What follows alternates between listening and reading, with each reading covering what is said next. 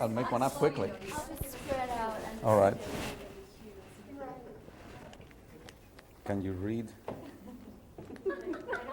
How do you spell applause? There.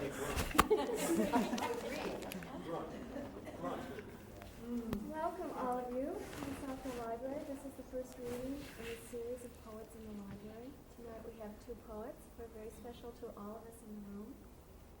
Alvaro and Barbara are poets who have a way of putting words together. Alvaro is known as the Renaissance man. Barbara is known for her ethereal beauty. As their friends, we know that they are people who can seize the moment while having a reverence for the past and looking into the future. They've collected their spirit and put it into beautiful words that they'll share with us tonight.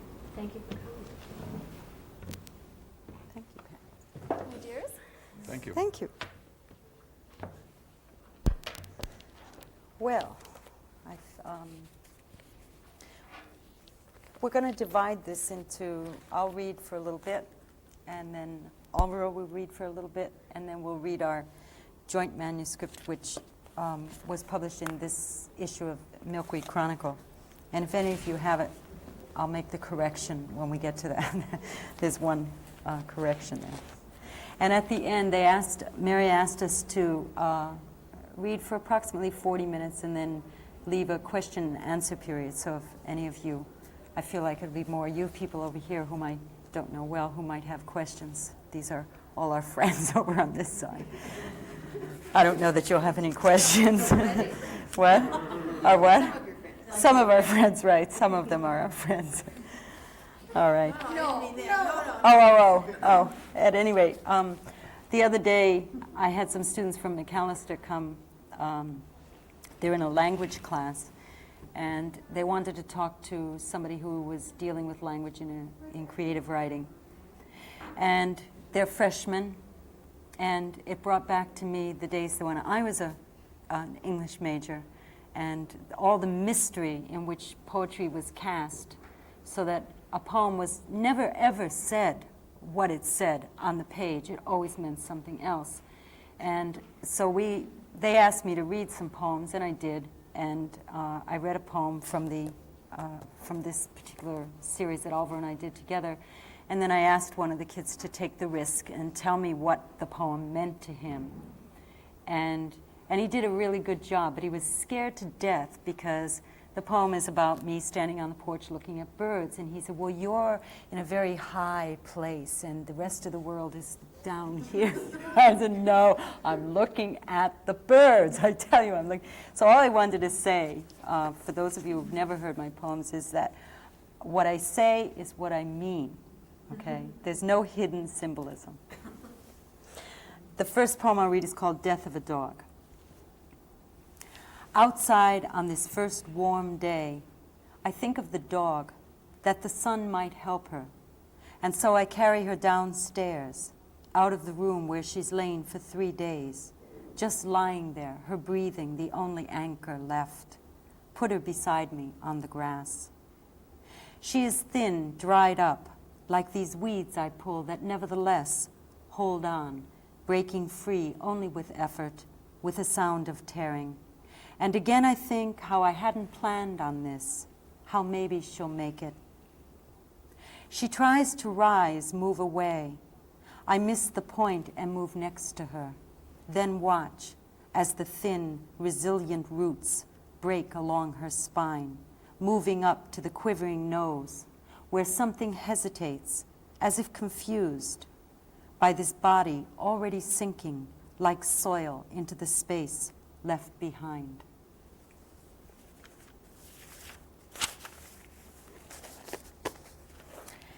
And the next poem is called Falling, and it's, I have grand mal seizures periodically.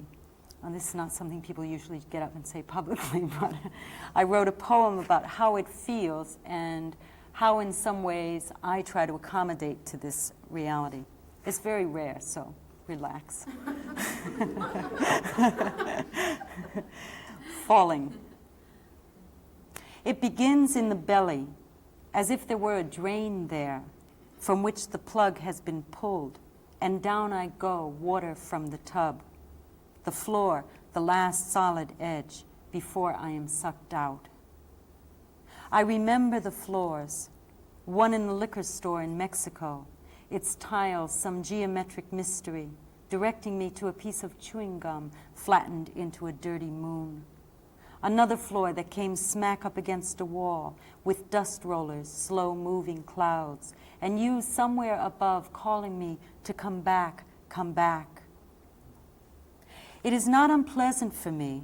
I remember nothing once I go. It is later, the way your eyes don't quite meet mine, don't quite tell me when I ask how bad it was, guarded with gentleness and erasure. The way after smaller disasters, how we all assure ourselves it wasn't so terrible after all. Here we are, intact. I like to list others, the famous ones, line them up like ancestors. Dostoevsky and I, for example. I like the sound of that. And sometimes I think I am an angel, perhaps, with pressing business elsewhere, so that I leave, must leave, anytime, in the middle of anywhere, my body a puppet suddenly idiotic on the untended strings.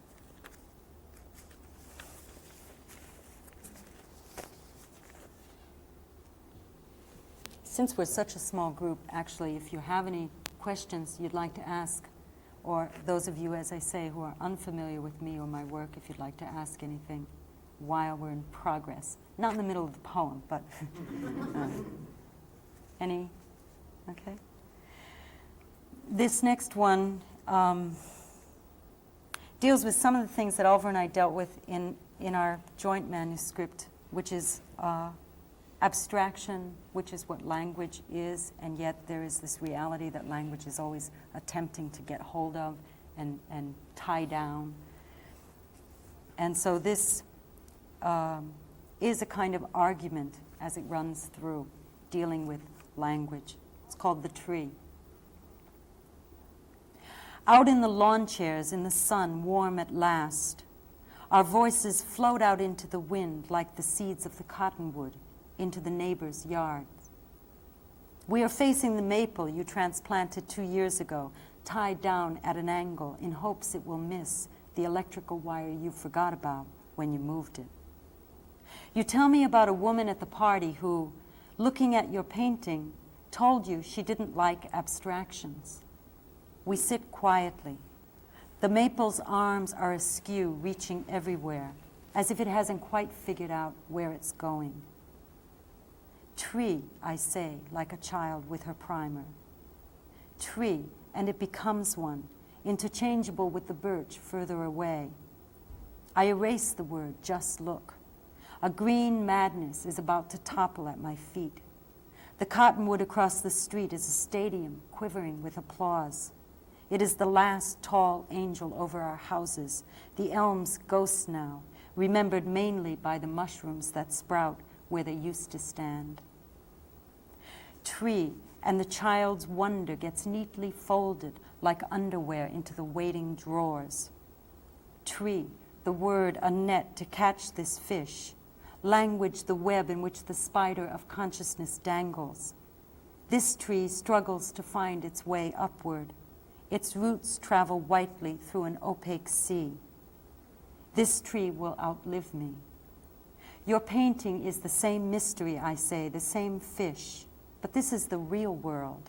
Leaf, limb, branch, twig, bud, flower. You laugh at my arguments. A gust of wind carries your laughter up over the trees.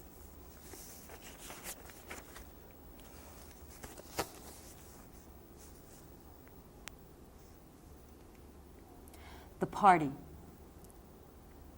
Whole pears, skinned like fish, float in their liquid.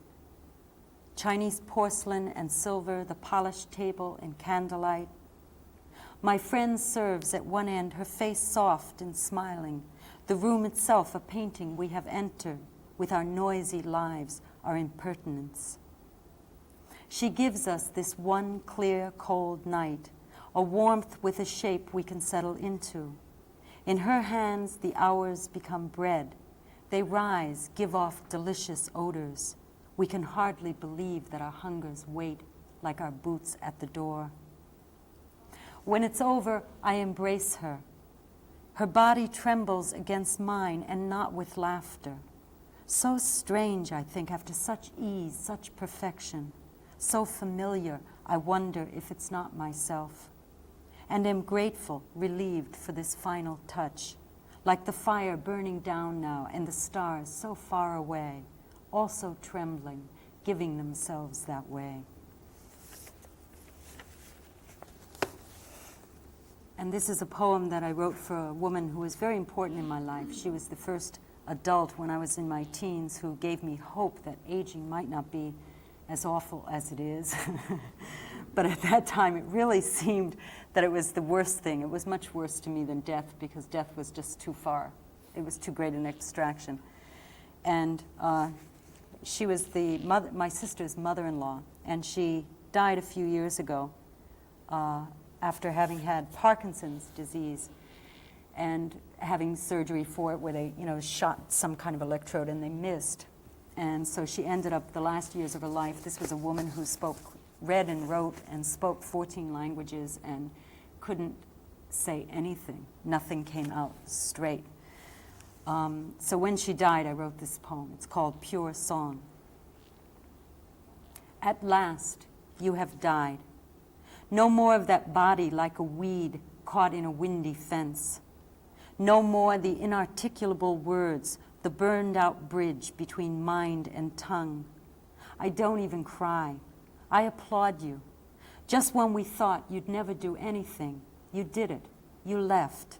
And I imagine you now hiding your laughter behind one hand as your new body moves, each airy limb. You try it out, tentative as when a girl, the first time on a two-wheeler, you wobbled down the road, but you learned the trick.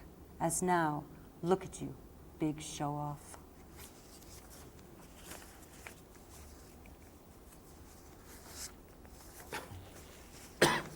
This is a poem in which I talk about the game of hide and seek. It's a poem of looking back into the past. At the same time that I'm trying at one level to describe hide and seek as a game, I'm also trying to describe that game we play of memory, of looking back into the past and having something light up in our minds as memory and hover there. And it's called Hide and Seek. I am it in the 9 o'clock dusk, my head against my arm against the apple tree, counting like a hypnotist. You know how it is. At first you hear all your friends running away. Then, no matter how fast you count, a silence stretches out, taut in every direction. So when at last you turn, you dangle, lone spider, in that fog-falling night. A firefly flashes on and off in the warm breeze. The peonies bob, still white in that dark.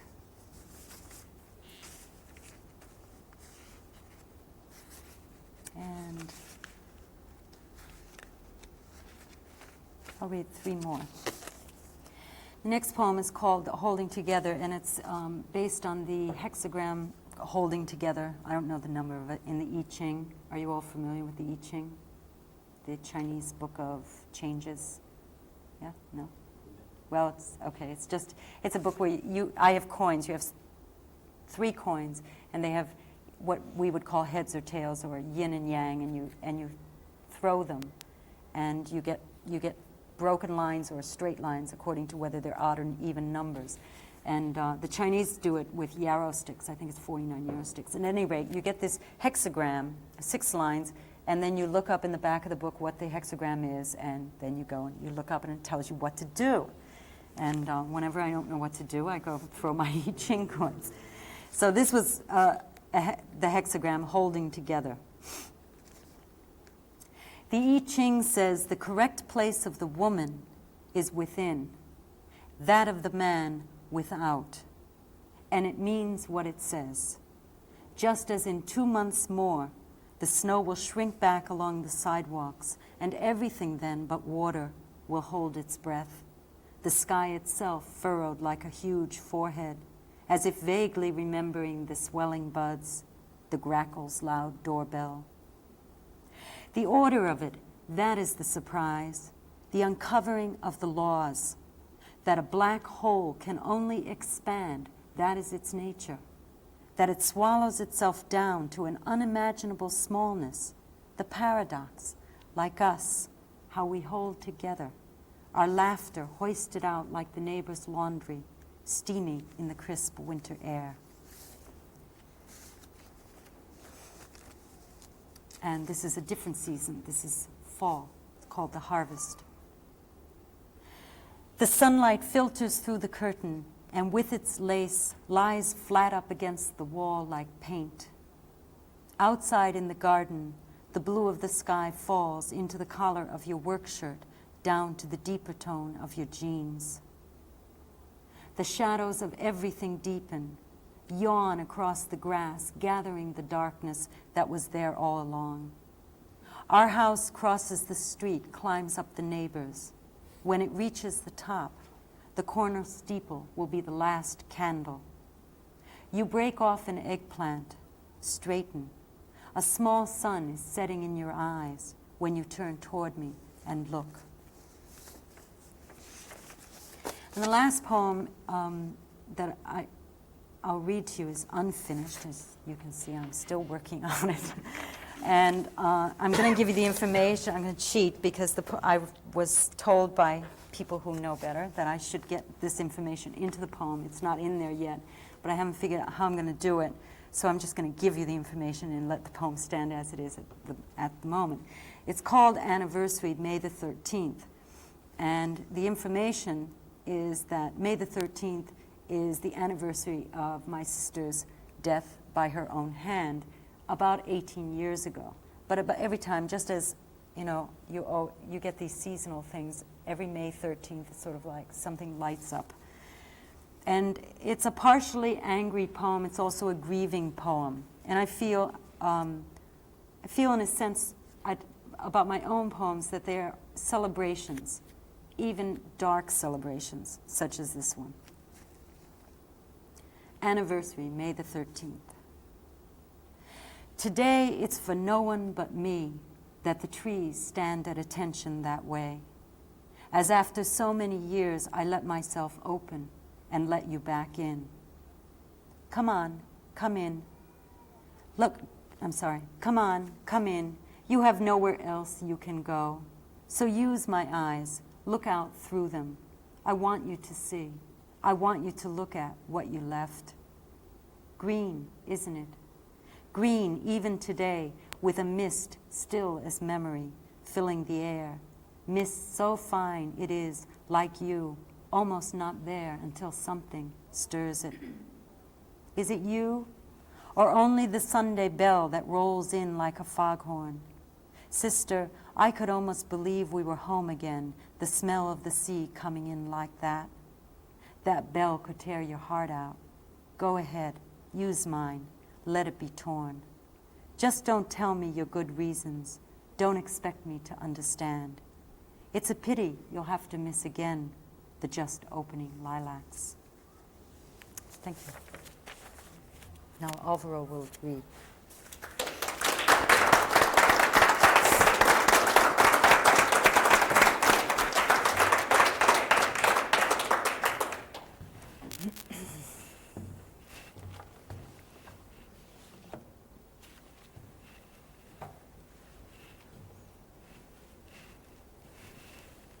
I want to begin by reading some haiku that I wrote a long time ago. They're gathered together in a book called The Gathering Wave, which was published by Alan Swallow in 1961, thanks to Tom McGrath, who knew Alan Swallow personally and who insisted with Swallow that he published me. Otherwise, I don't think this would have seen the light of day. But Swallow was still a very adventuresome publisher. It's just that haiku was not something that a lot of publishers cared for at the time, or even today for that matter. Haiku are very small poems that originated in Japan. They're 3 lines long, and you have to have a syllable count of 5, 7, 5. The first line has to have 5 syllables, then the next 7, the last one 5 again. They're usually about nature, although the Japanese have another name for haiku that are about human beings, and they call them senryu.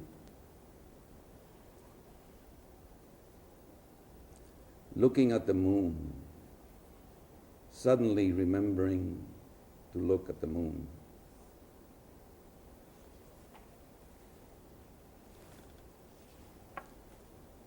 This is the season when chrysanthemums return your gift of water.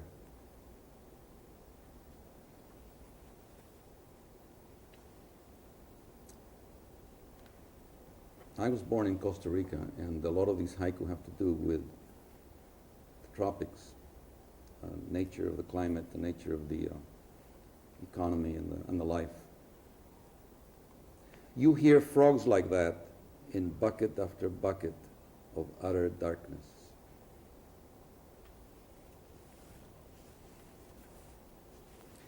Caressing at once both bull and black horizon, the summer lightning.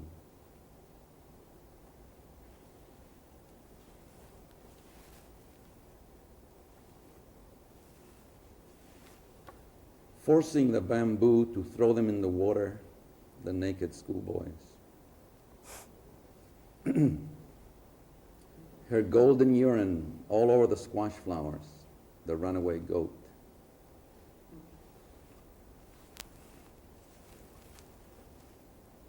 Mushrooms and ladies, dangerous varieties are beautiful too.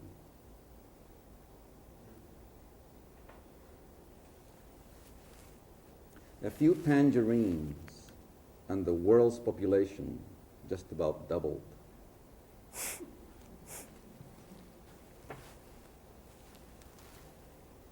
Crickets, crickets, crickets, crickets, crickets, crickets, crickets, crickets, crickets.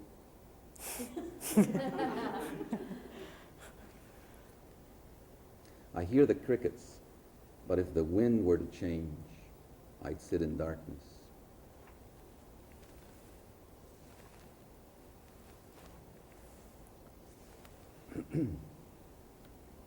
The gravedigger blinks.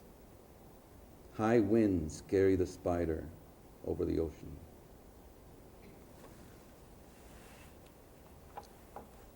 Maybe that's enough haiku. I think this is the next book that was published in my now famous career. It's called Words on Paper. It was published by Red Hill Press. There's a poem in here I want to read. It was written in the early 60s at a time that was a little scary for a lot of us. It was a time when there was a threat hanging in the air of war with China. I think it was at the time of Korea. And there was a lot of agitation in this country for carrying the war into mainland China. And I wrote this poem at the time to express my fear of what that war might have done to us. And I think it's currently in vogue again to be talking about a war somewhere else, specifically Nicaragua. So I think the poem is, in a sense, once again valid, although the child I'm talking about here, my smallest child, is no longer a child. He's a grown man. He might indeed have to go fight a war. It's called War with China. I found a stubby pencil to begin this poem with, which seemed somehow appropriate. And it is late, nearly midnight. Tomorrow's clocks already gnaw at my entrails. But I thought, I'll sit down to the poem that hurts the most and say it in my awkwardness. My small boy fell the other day, and I saw the little bit of blood he'll lose until he learns to walk. How I rejoice in his laughter. How it seems right that he should be himself the childhood he gobbles up for breakfast. Evening comes. The Chinese take root in the lamplight. Seed drift in the cool air of the mountains. My son is breathless. The house of his laughter tumbles down each moment. When he comes in from the sunlight, I say to my wife, look at the wattage. He illuminates the cups of my hands. How I love the edge of his smile, the sunsets which turn his teeth into melons. War with China would darken his saliva. I know words he'd never use, mouths he wouldn't share. Tomorrow this pencil will help the telephone remember. Groceries will find their list in its shaft of gray. Such is the nature of nature, the immensity of our fields. I jump in bed and write these last few words in darkness.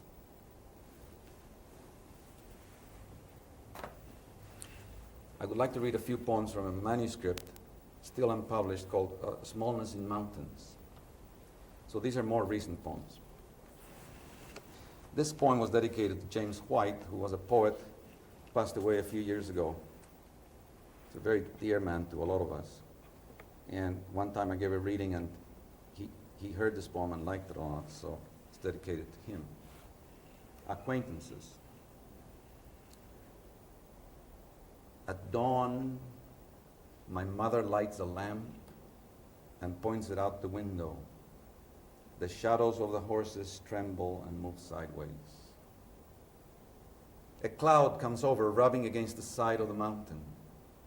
One cannot see the shy flowers. It takes patience to be water, to shape the desired fingers. Picking mushrooms, I can come to the oak stained blue by the rain. The smell of pine clings to my hands. A few swallows keep spelling big words against the sky. I like the way their bodies go gray when out of sight.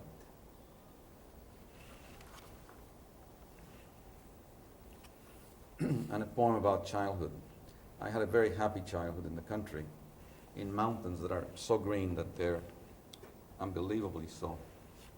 And it's a green that never goes away, because there's only one season there. Milk music.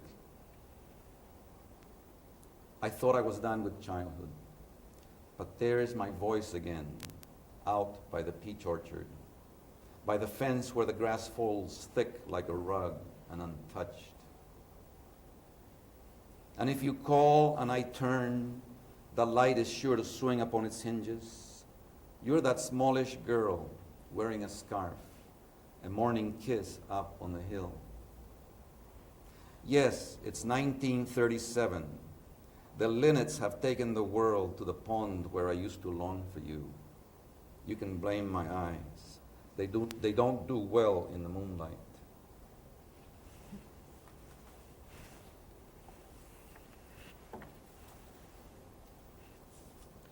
I had a workshop, a poetry workshop in Los Angeles for a long time. One of my students was a young lady named Liz Brown, who subsequently died. And I wrote 2 poems for her. One is a death poem. This one has to do with a poem that I had brought into the workshop, which had to do with mountains in Costa Rica. And she again liked it, so I dedicated it to her and changed the poem to include her in it. It's called Inhabited Mountains. She liked that. She said, the fact that not so high up you have houses clustered around the road, like grapes, like peaches, that the fog is a beard of 80, a network of honey. Still higher, I believe she wanted me to have the pigs squeal, make the wet side of the hen quack. I said it was possible, that I was not altogether dreaming, pink blanket muffled by sleep, oxcart handcuffed to cobblestone, nor unwilling to have a single woman, cows, a goat, a flute. Oh, how the trees mate in the wind, how the warmth, the heat rises from the flowering liquor, how it continues, how it catches in the throat. 2 more.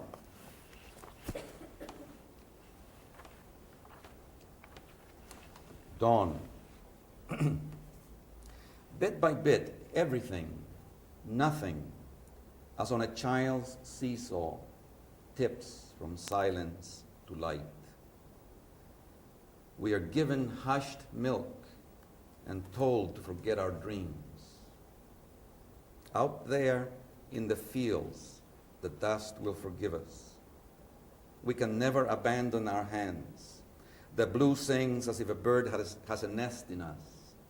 It stays a while.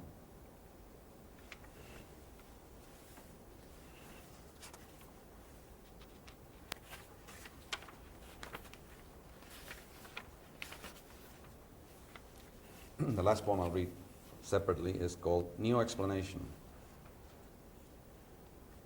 Staring at a bird in the darkness becomes evening. Evening stresses its song, a song. How light, after being stolen, is spent on useless roads. How the wind leans on blunt instruments. Large fields are often small. Thank you.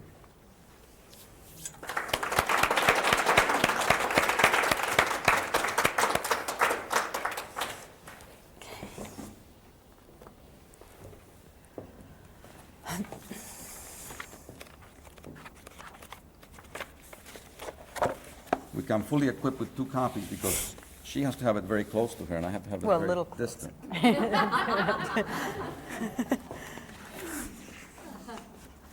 All right, Barbara. Well, this is a poem we wrote together over a couple of years. We bought an old house in St. Paul when we first got here in 1975, and it was a wreck, and we've been fixing it ever since. In between tearing down walls or putting up wallpaper or whatever it was, we would write these poems.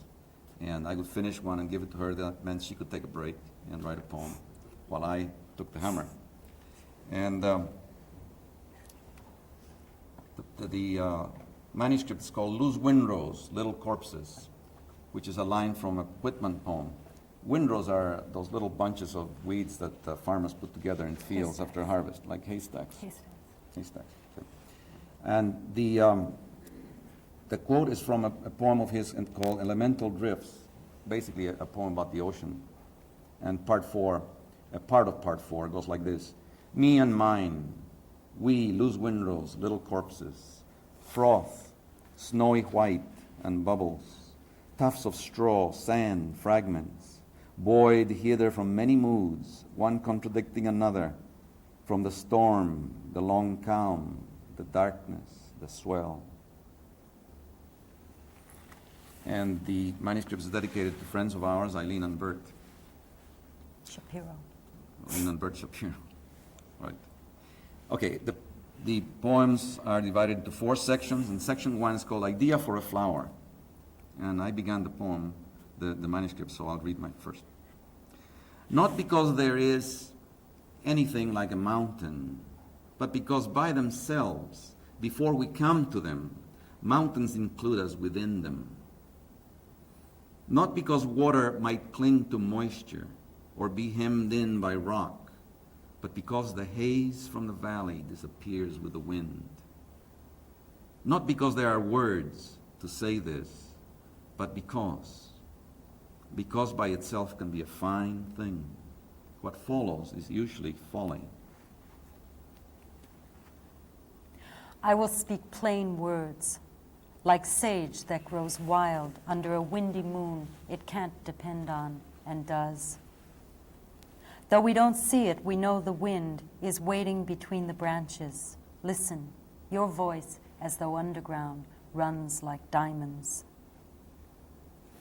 In pure description, peonies and mock orange visit my words and go back to what they were as objects. But as if with something else we have become together. Which is what we speak of, what we carry on our shoulders, the fragrance of the gone lilacs, what lies under our tongues. It is hot, the church is silent. A blackbird flies in through a window, leaves through the open door. Coming to it as he is, from near sleep, there is a first moment when the priest sees it as a dog. And laughter, what trembles at the very center of a blossom, it is that the bee makes honey from. Doves or blackbirds, one's as good as the other. Easy to have done it by walking away. Goodbye is a shadow made light by another step. And the second series of poems is called Conversations. My words start and stop like an unused engine. What I cannot say is a stubbled field across which something, deer, rabbit, what is it that freezes, listening to us where we stand, on this side, our breaths shaping what we cannot see. Disbelief slaps my face, as in birth I was slapped like a fish up onto the beach. The spaces between words are where I reach in, dunking for apples, and the apple slips away, hands bound behind my back. Even God should be scrutinized.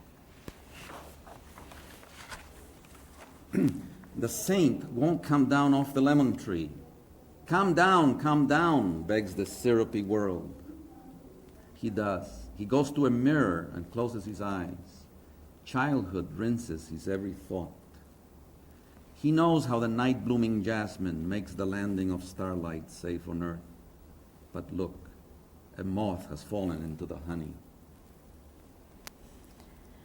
The sun caresses my shoulders, runs down my arms, scatters coins beneath the blowing maple. I am its beggar, gathering as much as I can. Come out here into the sunlight. I'll take your hands and wring the darkness out of you like water from a towel. I am no moon. I take the light into this moment without dying. Oh, if you touch me now, your hands will turn yellow with pollen. The clean knife gives the fruit meridians. On the horizon, the sunflower dances with closed eyes. Yes, discuss things with your forehead, that clean weapon. How Dr. B goes to the 5th floor of the Hollyhock to conduct his autopsy. So well the light we know tattoos adventure of all kinds on our skin. An evening, how it puckers down to a residue of sex. My friends have this habit of undressing Godiva with a synonym. The nighthawks circle and dive. The clouds race ragtag across the sky. Hello, a neighbor calls, pulling my gaze down. Hello. My past echoes toward me on the odor of pine trees, nights filled with frogs. Everywhere, your absence. Let me tell you how from your breath, seed turns to sapling time again. How sapling branches into bloom, meadow where dreams supplants your face. Oh, like a small creature that has fallen softly into a gigantic lily, you wander the length of the canyon walls, coated with pollen, your own sweet-sounding words. You see, don't you, how this protects you? It reassembles you in a future where shadows dance to the sound of light, a past where eternity's belly curves mischievously with newness. It comes to this. Unbelief is the flower of faith, and not the way others would have it. I too shall close my eyes. The cells of my body will evaporate. The pine will still emit its perfume. I will not take its odor with me. And part 3, entitled Root Assumptions. This is how we really talk to each other at home. It works.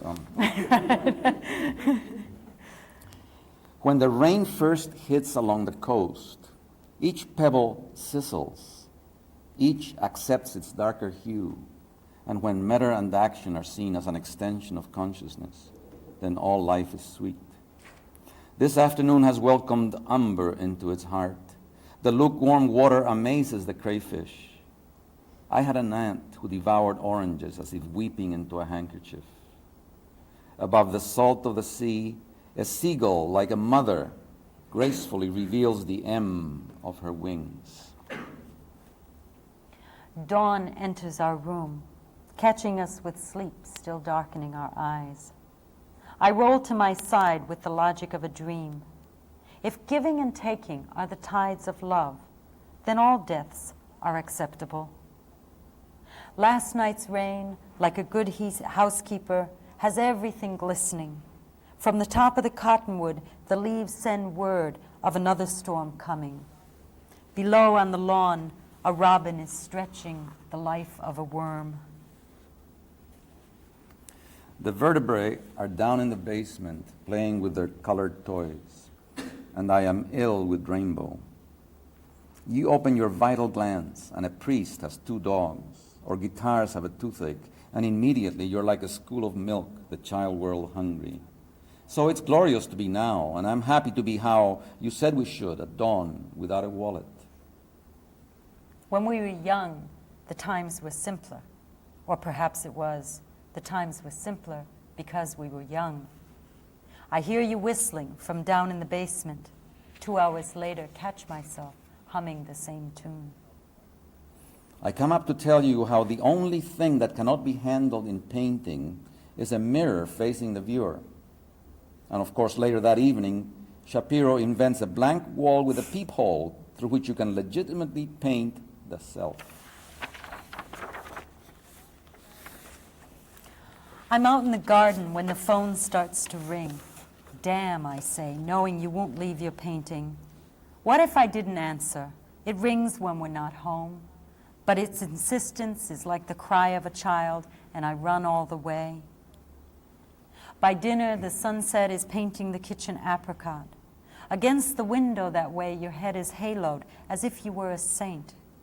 The dogs watch while we eat, their patience belied by a string of saliva from the larger one's mouth. This is how it tastes now. No children at the table. We're getting old, that's right. The rains have come to tighten up the string quartet, but we tell pain to go bark at the moon. It's there at the water's edge that the flesh knows it won't dance dead. Still, the earth won't mind when I kiss it with my cigar breath, and I don't mind if the wings go brown. For a woman, I keep telling you it is different. I don't care what others may say. In age, we look out windows, fingering the edge of a curtain that swells at the slightest breeze. So yes, touch my cheek that way. Tell me again how I am beautiful. Who knows how soon I'll reach that point when, if we live, waiting seems more and more remote. We must paint what we see, as if we hadn't seen it, and pay the bills and act like prunes, or collect rent and gather plums, but promise green will dance. As a child, 8 or 9, with my father's spent cartridges, gunpowder in my nostrils, I used to know that everything, everyone was there for me, that I was like a little unused king being readied in ignorance. Since you have been with me, the innocence returns. Like Whitman with America, I set it down for all to assume. I am that I be. I and the universe are one. And the last poem is called Idea for a New Animal. And I don't know if you've heard mention of dogs. We have 2 English bulldogs whom we adore. Okay. Here I am. Did I say Idea for a New Animal is the title of the last section. Here I am again with radishes, peas, lettuce, my fingernails black with Minnesota soil, on my knees like a Muslim, facing east into the morning sun. Nights in the spring after the first planting, I like to stand here, listening like a mother in the darkened room. That moment when the children had at last gone to sleep. That moment when it was possible to feel like the mother I dreamed a mother would be. The stars are seeds planted deep into the prairie's sky. It is hard to believe their light reaching me now is millions of light years old, that many of them have already disappeared. If what they say of stars is true, then I sit right now by a river, watching the water spiders, waiting for one of them to make a mistake and fall in. I am before myself, before my mother, perhaps one of these stars, its light just now reaching the earth. Tonight, I am the only one between earth and sky. I am here to decide everything. Most of these seeds will sprout. I will have to choose which ones to cultivate, which to pull. A man walks through a tree-lined avenue, deep and green like an echo chamber. He is whistling, and the sound has the quality of a bird's song, liquid and satisfied.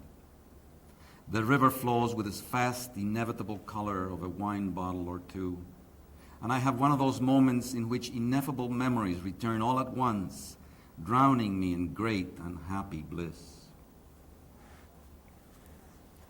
On the road to St. Cloud, the occasional houses rise up like Calvinists, naked against the sky without so much as a tree. The land does nothing all the way to the horizon. It is like a bread that will never rise, not made for me.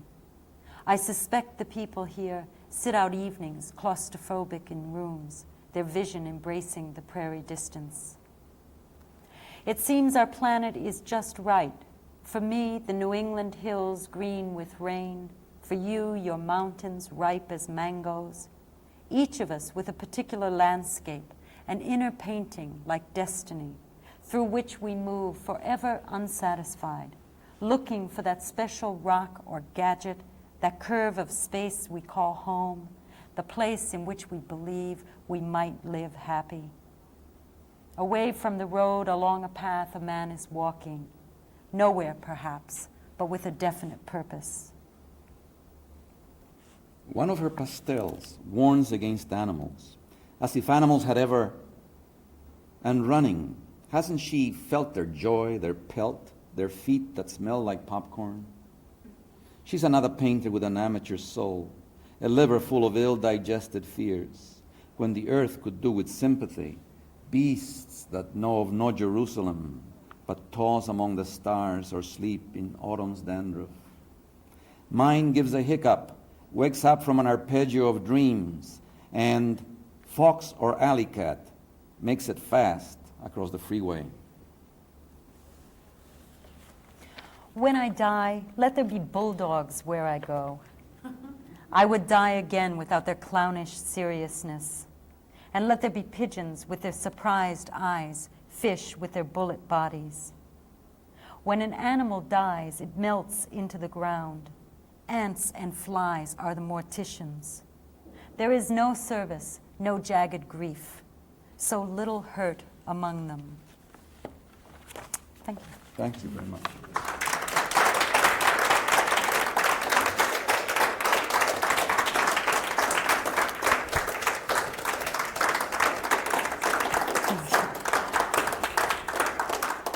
Now, of course, it's your turn for questions. Barbara relishes questions. No, I don't. Yeah, because then I tell him he has to answer.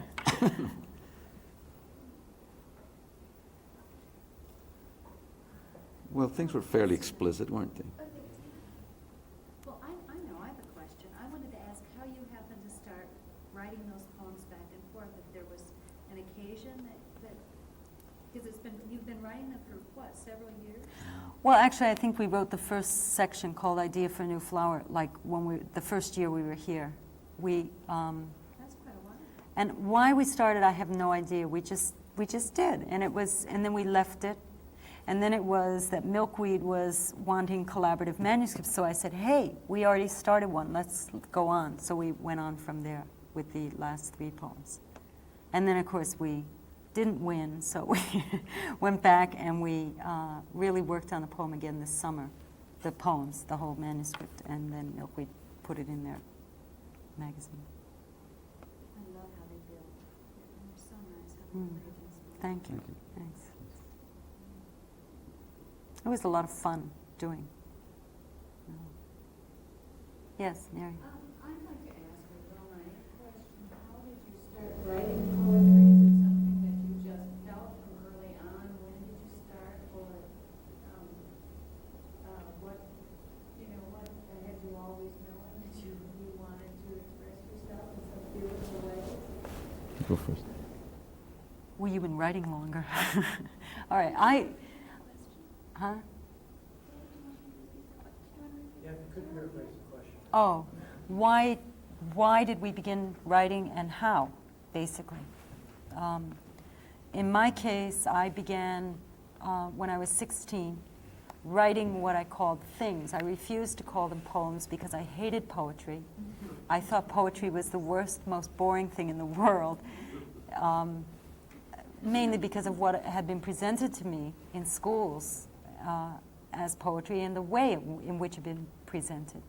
And so I hid them away for years in my desk drawer, and it wasn't until I wrote for a number of years, but just on and off. And then when my first marriage was breaking up, I began to feel creative again, and I began to write again. I was in my late 20s. And then I met Alvaro through a mutual friend. Alvaro was teaching his workshop, and I happened to have moved right down the street from him, quite by chance. And so I began attending his workshop and then began to more seriously write poetry. I began when I was about 18 years old in college. I think the first impulse was because I was in love, I think. And when you're in love, you write poetry, but, always, I think. And I failed in my career as a musician and in various other careers. And continued to write poetry. No, well, what happened was that the poetry was the bedrock. It was something I could always go back to. And it wasn't until I was about 30 years old that I finally came to terms with it and said, well, I guess I must be a poet. So I began to publish poetry from then on. But I wanted to be all kinds of other things, because being a poet seemed kind of easy. It was, didn't seem like a profession or a career or anything that was very solid. And yet my whole family had been literary. My grandfather was a novelist. I had an uncle who was a poet, an older brother who was a poet. This was in Latin America. So I guess I just assumed that writing was a natural thing for anybody to do. And that explains also partly the reason why I like to do other things like painting or composing. I just can't quite ever believe that writing should be enough. It doesn't mean that I don't love it. I love it very much, and I take it very seriously. But I think that if you're exposed to language, that it should come naturally to every human being. It is something that we have in our brains. Words are the first kind of spiritual food that's given us.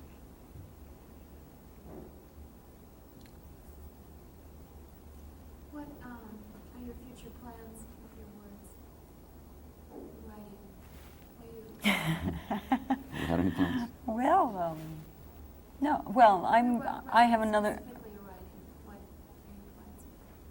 Well, I'm going to make a lot of money. Yeah. That's what I want. Well, then Shameless. after I Should be make a lot of shameless. money, then I'm going to. I finished a manuscript, a second manuscript, which I'm sending out now, and the last poem that I read to you, the one called "The Anniversary," is from this third new manuscript, which I'm calling Medium. That's the title of the manuscript. And they're not going to be all mediumistic poems, but they're all going to use that. They're all going to go into the various meanings of the word medium. And I'm just really excited just about the word, about the title. So that's sort of my plans. I have no immediate plan for words. I've got too many manuscripts sitting around, so I'm working on other things. And I just work on impulse, so when something comes, then I'll work on it. Or if she starts nagging me about doing another book together, then maybe we'll do it. We do have a group of friends, poets, that meets once a month. And that's an incentive to always to write something. It's a lot of fun. It's a way of learning a lot about poetry, to have peers. come together and discuss poetry very seriously and very honestly. Mary, did you? I was just going to ask Alvaro, have you just recently had a novel published? Is that right? Or is that The Half-Eaten Angel? The Half-Eaten Angel was originally published, the first half of that was published by Scribner's in 1969 under the title Agapito. And it's poetic prose. It just sneaks in the door as a novel, because it's really basically short episodes, lyrical episodes dealing with childhood. So it's more like, I call it a prose elegy, is what I call it. And then Northern Press here in Minneapolis published it, after I got the rights back from Scribner's, published it with a sequel. So now it's called The Half-Eaten Angel. And so it's the size of a novel, but it's not plotted out like a novel. It's sectional. It's if you know Juan Ramon Jimenez's book Platero and I, it's that kind of book. Little short episodes, like vignettes.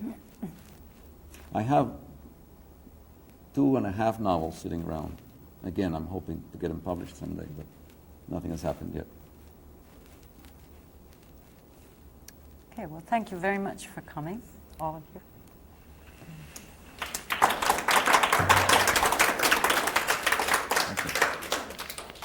Next week, same time.